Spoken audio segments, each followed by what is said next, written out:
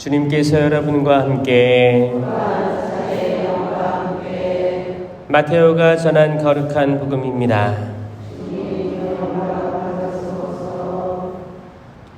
그때 예수님께서 제자들에게 말씀하셨다.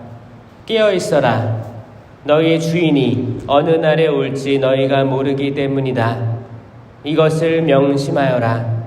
도둑이 밤 몇 시에 올지 집주인이 알면 깨어 있으면서 도둑이 자기 집을 뚫고 들어오도록 내버려 두지 않을 것이다. 그러니 너희도 준비하고 있어라.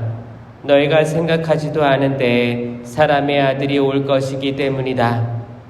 주인이 종에게 자기 집안 식솔들을 맡겨 그들에게 제때에 양식을 내주게 하였으면 어떻게 하는 종이 충실하고 슬기로운 종이겠느냐.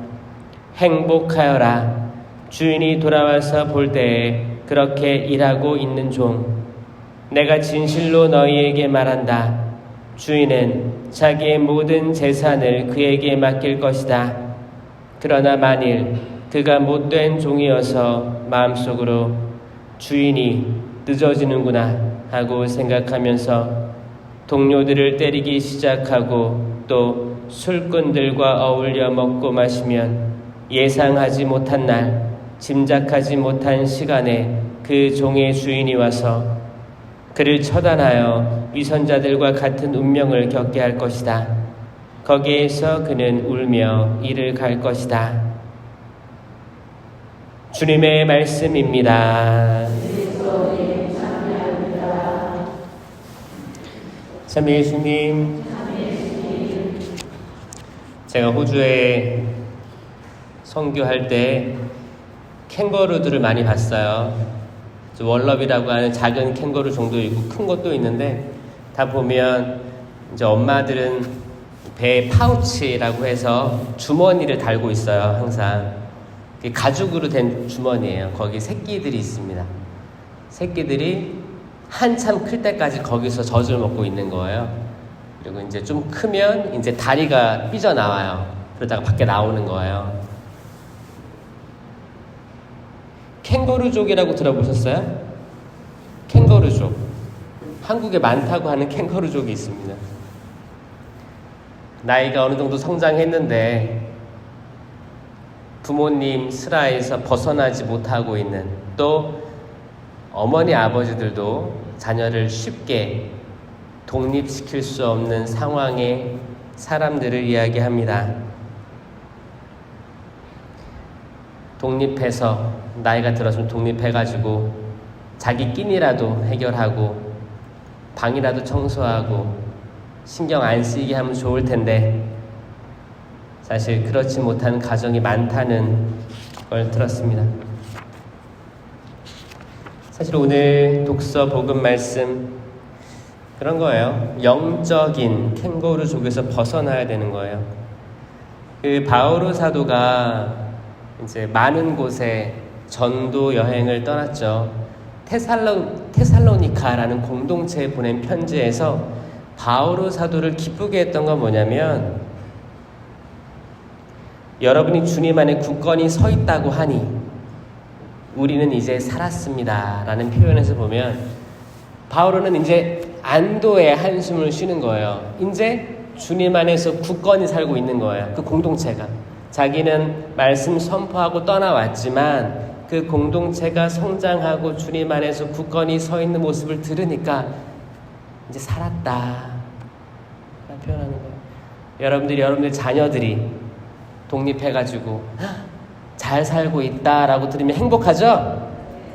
그런데 더 행복한 것은 그 독립된 자녀들이 신앙 안에서 잘 살고 있다고 들으면 얼마나 행복할까요? 그렇죠? 이거 영적인 이야기예요.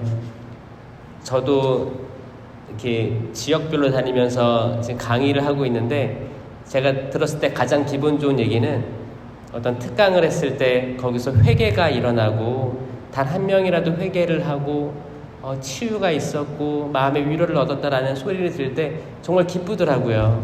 다른 세상적인 성공이 기쁜 게 아니고 주님 안에서 굳건히 설 때 행복하다는 걸 느낍니다.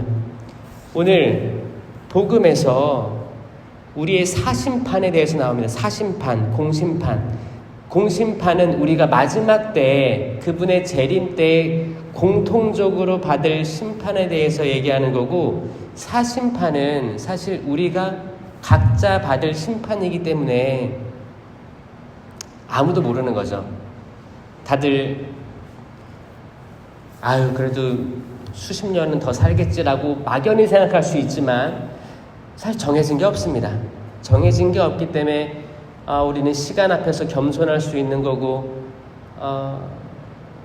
밀어놨던 것을 계속 미룰 수 없고, 마음 먹었을 때 할 수밖에 없는 거는 이 시간에 대한 한계성을 알기 때문에 우리는 때론 최선을 다해 살아갈 수 있는 에너지가 되기도 합니다. 그때는 모른다. 깨어있자. 깨어있어라. 이 깨어있어라를 계속 얘기하시는 거예요, 주님께서. 예수님께서는 살아계신 하느님이십니다. 삼위일체 하느님이 인간의 육신을 가지고 취하셔서 그리스도로 오신 거거든요.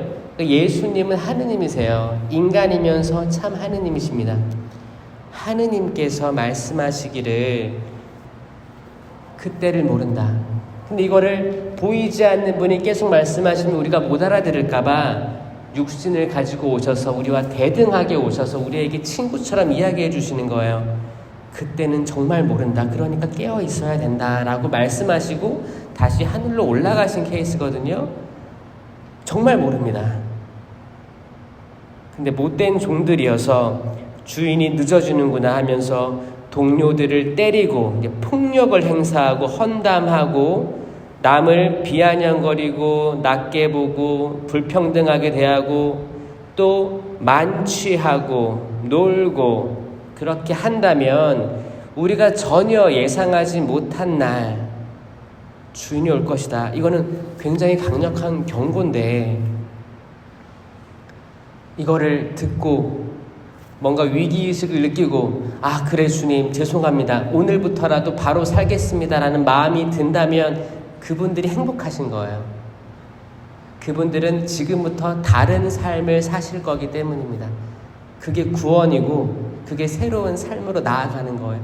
이게 수십 년 전에 우리가 받았던 세례랑 다른 거예요. 새로운 세례가, 성령의 세례가 활활 타오르는 거 아니겠습니까? 수십 년 전에 받은 세례에 대해서 집착해서 난 그때 세례 받았으니까 난 구원받았어. 이게 아니에요. 깨어있지 않으면 그 영이 활동할 수 있는 가능성이 없어진다니까요. 자유의지로 수락해서 내 마음을 그분께 집중해서 주님 제가 되게 나약하게 살았습니다. 나태하게 살았습니다. 변화시켜 주십시오 라고 할 때 우리는 이 사심판 공심판을 제대로 준비할 수 있을 것입니다.